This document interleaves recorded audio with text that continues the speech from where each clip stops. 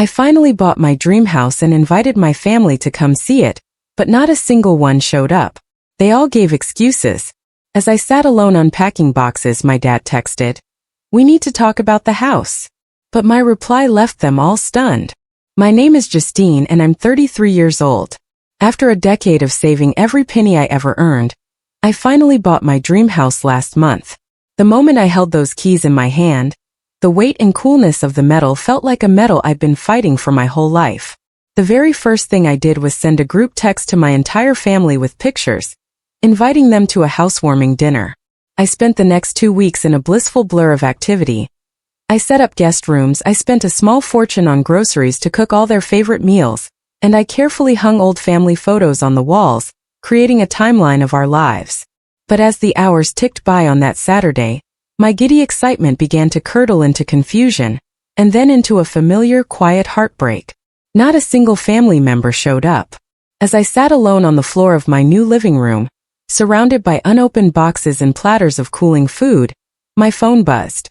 It was a text from my dad. It didn't say, "Sorry we missed it." It didn't ask if I was okay. It just said, "We need to talk about the house." To understand why those 7 words landed with the force of a physical blow, you have to understand where I came from. I grew up in a cramped 2-bedroom apartment on the east side of town, a place where the walls were thin and dreams were thinner. My parents, Thomas and Linda, were perpetual motion machines fueled by worry. My mom worked the morning shift at a diner, the smell of bacon grease clinging to her uniform, and then cleaned office buildings at night, returning home smelling of bleach and exhaustion. My dad was a chameleon of blue-collar work, bouncing between construction sites in the summer and security gigs in the winter. His hands always calloused, his shoulders always slumped. My younger siblings, Natalie and Adam, shared the second bedroom, their whispered secrets and arguments a constant soundtrack. I slept on a lumpy floral-patterned pull-out couch in the living room until I was 17. Privacy was a currency we couldn't afford. Money wasn't just tight.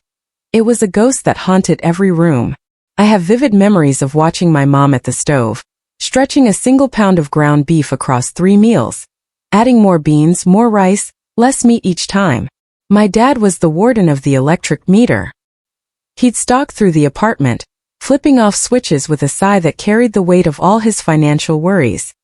"Electricity costs money we don't have, Justine," he'd say, his voice a low rumble of frustration. But despite the constant struggle, we had our Sunday drives. Once a month, my mom would coax my dad into borrowing his brother's dented sedan, and we'd escape our side of town. We'd drive through the affluent neighborhoods, places with manicured lawns and houses that looked like they were pulled from the pages of magazines. Those streets fascinated me. I would press my face against the cool glass of the car window, picking out my favorites, imagining a life where you didn't have to sleep in the same room you watched TV in. "Look at that one with the red door, Mom," I'd say, my finger tracing its shape on the window. It was always a craftsman-style house, with a wide front porch and baskets of flowers hanging from the eaves. My mom would smile, a genuine wistful light in her eyes. "Oh, that one's gorgeous, Justine." All those windows would let in so much natural light. But my dad's response never, ever varied. "People like us don't own houses like that," he'd say, his knuckles whitening on the steering wheel. "Best not to fill your head with impossible dreams." Those words didn't discourage me. They lit a fire in me. They became a challenge. By the time I was 15, I'd convinced the owner of a local diner to hire me after school and on weekends. I saved every single dollar, hiding my earnings in a metal lockbox under the lumpy cushions of my pull-out bed. When my parents found out I was working, they expected me to contribute to the household bills, and I did. But I still managed to squirrel away half of every paycheck, a secret promise I was making to my future self. High school graduation brought news that felt like a miracle.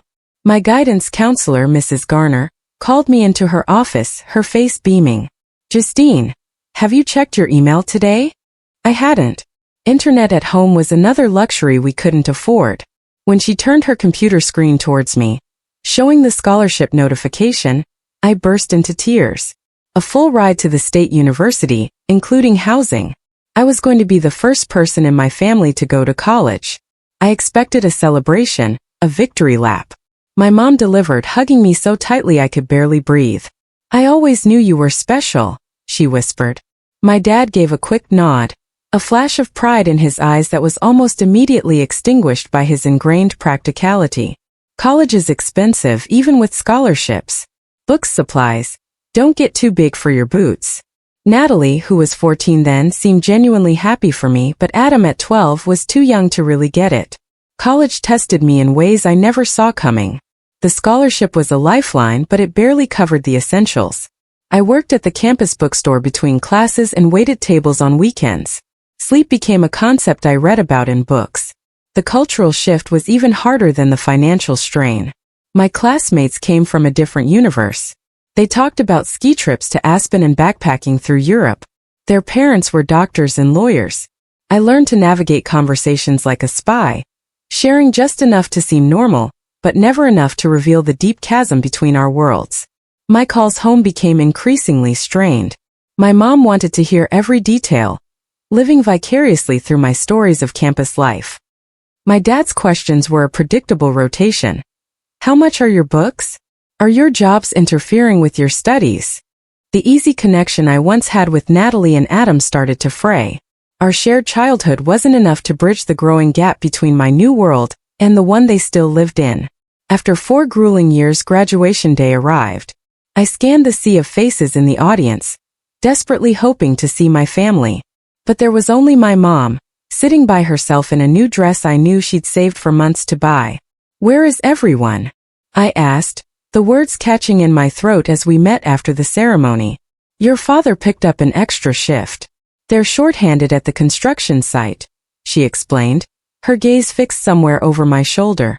"Natalie has a big school project due Monday, and Adam wasn't feeling well." I just nodded, swallowing the lump of disappointment. We took pictures, just the two of us, my hard-earned diploma a flimsy shield between us. I didn't know it then, but that day set the pattern for the rest of our lives. My achievements, no matter how significant to me, would always be met with polite, plausible excuses. Armed with my marketing degree, I landed an entry-level job at a mid-sized firm downtown. The starting salary was nothing to write home about, but there was potential. I found a tiny studio apartment, barely 400 square feet, but it was mine. And the rent was low enough that I could continue my aggressive saving. My financial plan was my religion. Every paycheck was divided. 50% for essentials, 30% for the house fund, 20% for everything else. I tracked every dollar on a spreadsheet, watching my house fund grow with the slow, steady pace of a stalactite. "You need to live a little," my colleague Samantha would say, waving concert tickets in my face. "You're only young once." I always declined. She wasn't wrong, but my father's words about impossible dreams were a constant echo in my mind. I wasn't just saving for a house. I was building a fortress against that sentiment. Professional growth came steadily. I was promoted to account manager, then senior account manager. With each salary increase, I could have upgraded my apartment or my car, but the money went straight into the house fund. On weekends and evenings, I built a side business managing social media accounts for small businesses.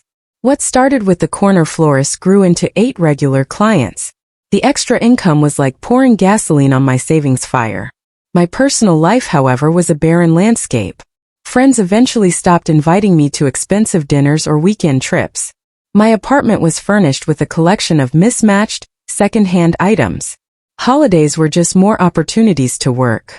During my 3rd year at the firm, I met Marcus in the elevator. He worked for a law firm 2 floors up, and his smile was the brightest thing I'd seen in years. Our relationship started slowly with coffee dates that fit into my rigid schedule and grew from there. He was patient and supportive of my goals, at least at first. 6 months in, he suggested we move in together. "We could get a nicer place and you'd reach your house fund goal even faster," he reasoned. The logic was flawless, but something held me back. I couldn't bring myself to merge my meticulously controlled financial world with someone else's. I declined, and to his credit, Marcus accepted it gracefully. But 3 years into our relationship, the cracks began to show. He started calling my saving an obsession. Arguments erupted over destination weddings we couldn't attend and vacations we never took. "There's more to life than preparing for a future that might never come, Justine," he said during our final fight. You're missing everything that's happening right now. The breakup was painful, but it was also clarifying. I wasn't willing to compromise on my goal, not even for him. The house was more than just property. It was the tangible proof that my father had been wrong. My family's reactions to my career were just as complicated. Mom was genuinely proud, but she seemed uncomfortable during her rare visits to my apartments. "This neighborhood is so different," she'd murmur, looking at the young professionals streaming in and out of the coffee shop below. Dad refused to visit at all. "Downtown is too fancy for me," he'd say. "Too many one-way streets." My relationship with my siblings continued to drift. Adam, who was now working construction like Dad, only called when he needed money. Natalie had married her high school boyfriend and had 2 kids in quick succession. Our calls revolved entirely around her life, with no room for mine. Then, 8 years into my career, a casual comment from a client changed everything. "The perfect time to build wealth is when you have income but before you have major family obligations," she said. At 32, I realized I could accelerate my timeline. That night, I contacted a mortgage broker. The meeting confirmed it. 8 years of relentless saving had put me in an incredible position. My pre-approval amount was more than I dared to hope for. "You've done the hard part already," the broker James told me. "You're in an enviable position." His words were a balm on years of silent sacrifice. I found a realtor named Kelly, and we began the hunt. I was clear about what I wanted. A craftsman or colonial, at least 3 bedrooms, in an established neighborhood. "I've been visualizing this house for 15 years, I told her. "I'll know it when I see it." The process was an emotional marathon. We saw 47 properties over 3 months. There were houses with hidden water damage, outdated wiring, and compromised foundations. By house number 38, I was exhausted. "Maybe I'm being too picky," I told Kelly. "The right house is worth waiting for," she assured me. "Especially for you." And then property 42. Driving down a tree-lined street in the historic Oakwood district, I saw it before Kelly even slowed the car. A craftsman bungalow with a deep front porch, original woodwork, and a bright red door. My heart started hammering against my ribs. The interior was even better. Hardwood floors, built-in bookshelves, a renovated kitchen that was both modern and timeless. Standing in the master bedroom, with sunlight streaming through the windows, I felt an overwhelming wave of emotion. "This is it," I whispered.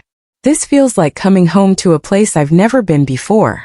The asking price was at the very top of my range. Competition was fierce. We submitted an offer with a personal letter to the owners, telling them my story. After 3 excruciating days of waiting, my offer was accepted. They had received a higher bid, but my letter had touched them. They wanted their home to go to someone who would truly love it. The loan process was a nightmare of paperwork, but finally closing day arrived.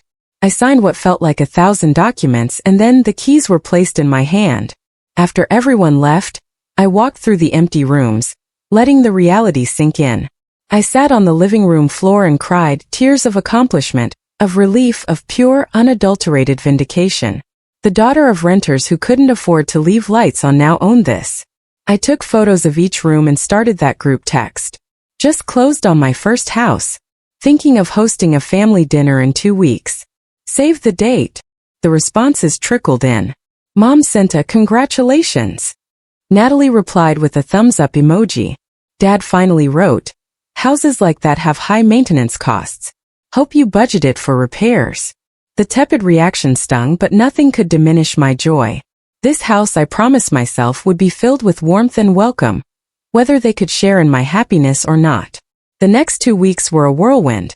I moved in my meager furnishings, which looked comically small in the new space. I found a second-hand dining table that could seat 8 and spent a weekend refinishing it. With the basics in place, I focused on preparing for my family. This wasn't about showing off. It was about reconnection. The guest room for my parents got special attention. I splurged on a new mattress and high-quality bedding, thinking of Dad's bad back. I prepared another room for Natalie and her family, and the third, my future office, for Adam. I went on a massive grocery run, filling my cart with the ingredients for everyone's favorite dishes. Pot roast for Dad, blueberry cobbler for Mom, Caesar salad for Natalie, buffalo chicken dip for Adam. I created a photo wall in the hallway with pictures spanning decades. My parents on their wedding day, my siblings as toddlers. I put together welcome baskets for each of them. For Mom, a gardening book. For Dad, a custom keychain with the house's address. For Natalie's kids, coloring books. For Adam, a gift card to a local brewery. A week before, I sent out formal invitations.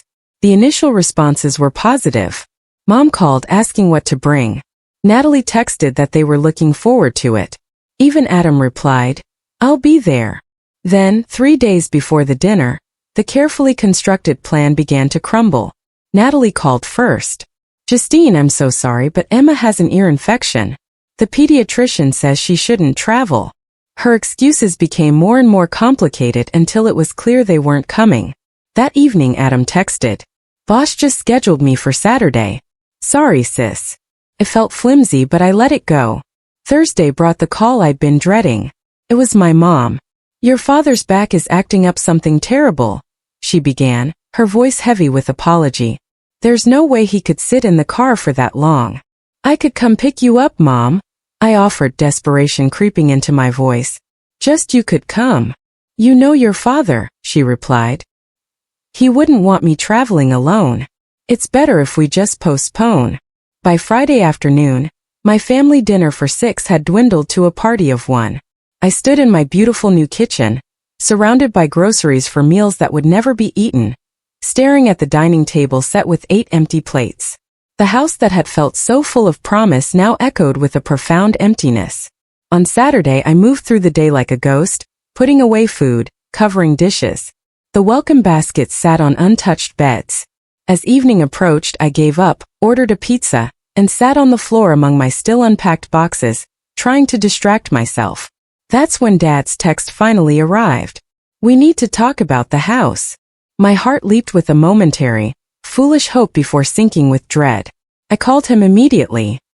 He answered on the second ring, his hello gruff and cold. "Dad, I got your text. Is everything okay?" "Your mother's upset," he began, no preamble, no softness. "Been crying on and off since you sent those house pictures." Confusion washed over me. "Crying? Why? Is she okay?" "No, Justine. She's not okay," his voice hardened. "None of us are okay with this show you're putting on." "Show?" I echoed, genuinely bewildered. "What are you talking about?" "This fancy house in that hoity-toity neighborhood. The dinner invitation like you're some kind of hostess from a magazine. It's not you, Justine. At least not the you we raised." The accusation landed like a punch to the gut. I sank back against a box, struggling for air. "Dad, I worked for this house for a decade. You know that. This isn't a show. It's my life. Hard work," he scoffed, his voice dripping with contempt. "Is that what you call it when you turn your back on your family? When you stop coming to Sunday dinners because you're too busy? When you move to a neighborhood where your own father feels uncomfortable even visiting?" He was practically shouting now. "I never turned my back on anyone," I protested, my own voice rising. "I invited everyone here this weekend. I cooked all your favorite foods. Nobody showed up. Because we don't belong in a house like that," he exploded. "Your mother took one look at those hardwood floors and that fancy kitchen and knew she'd be afraid to touch anything." Adam said he felt sick seeing those pictures, knowing he'll never afford anything close to that. Even Natalie felt it. Said you were just showing off, making it clear how far you've moved beyond us. Tears sprang to my eyes, hot and sharp. "That was never my intention. I wanted to share this with you." "Well, you failed," he stated flatly. "Your mother thinks you're embarrassed by where you came from. That you bought this house to escape your roots. To escape us." "That's not true," I whispered, but a seed of doubt began to sprout. "Isn't it?" he pressed on. "When was the last time you brought any of your work friends to meet us? Do your colleagues even know your father works construction, and your mother cleans houses for a living?" The question struck a nerve I didn't even know was exposed. I had compartmentalized my life, not out of shame, but out of a desire to be judged on my own merits. "I am proud of where I came from," I insisted, my voice breaking. "Save it," he interrupted. "Actions speak louder than words. And your actions say you're building a life that doesn't include us. This house is just the final proof." His voice shifted, becoming cold and resigned. This changes things between us, Justine. You keep flaunting your success, making the rest of us feel small. There are going to be consequences. Consequences. I repeated in disbelief. Are you threatening to cut me off because I bought a house? Call it what you want, he replied coldly. Just know that choices have consequences. Always have. The line went dead. I sat there in the deafening silence, the pizza forgotten, the emptiness of the house pressing in on me.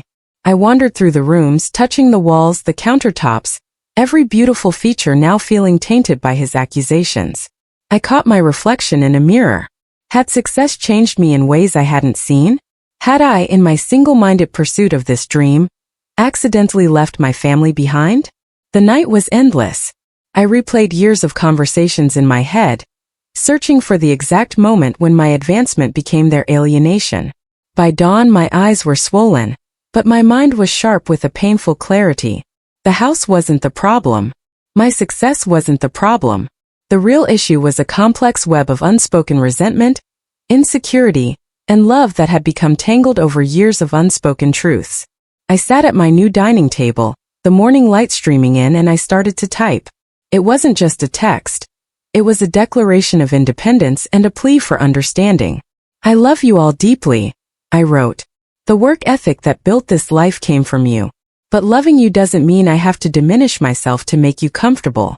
My success isn't a rejection of my upbringing. It's the fulfillment of the potential you nurtured.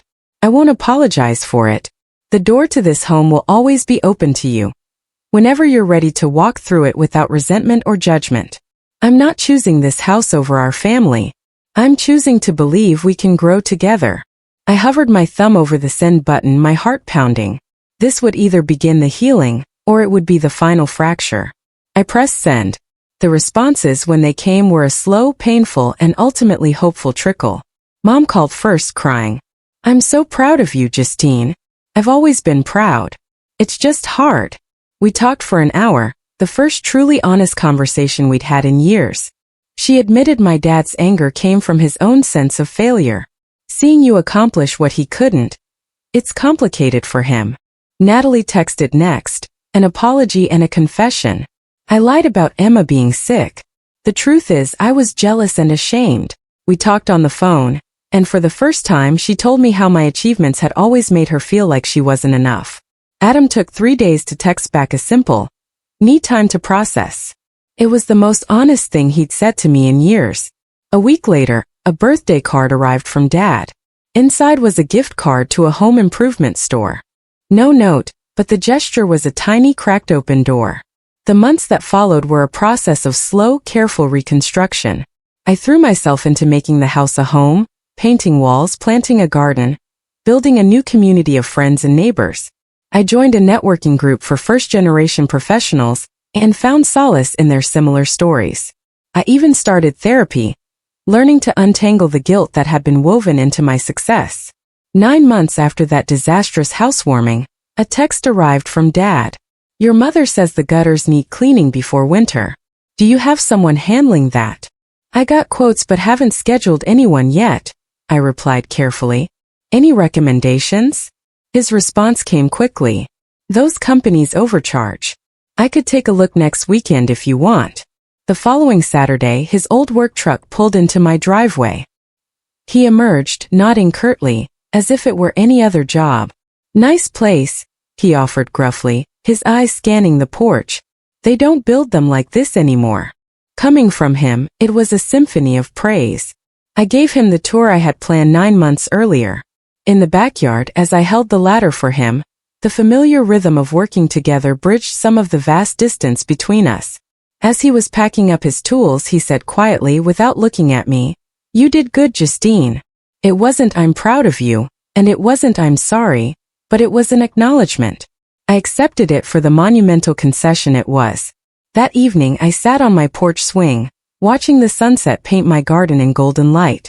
The house that had almost fractured my family had, in the end, become a new kind of foundation, one where authentic relationships, with all their complicated history, could be rebuilt brick by careful brick.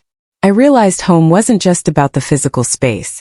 It was about creating a place where I could be my whole self, while still keeping the door open for the people who shaped me, no matter how long and winding the journey back to each other might be. Today, what we saw was just a small part of the many stories shared on Reddit and across the world. It's a reminder of how we all try to understand life by sharing our experiences with each other. This video was only an example of how we try to connect with others through storytelling, learning about different sides of life. We hope to continue sharing such stories that help us all learn and grow together. Thank you for your time, and don't forget to keep an eye out for more stories coming soon. If you haven't already, please like and follow for more amazing content. Your support keeps us going, and we will strive to bring you more thought-provoking and heartwarming stories. Until next time, take care and stay curious.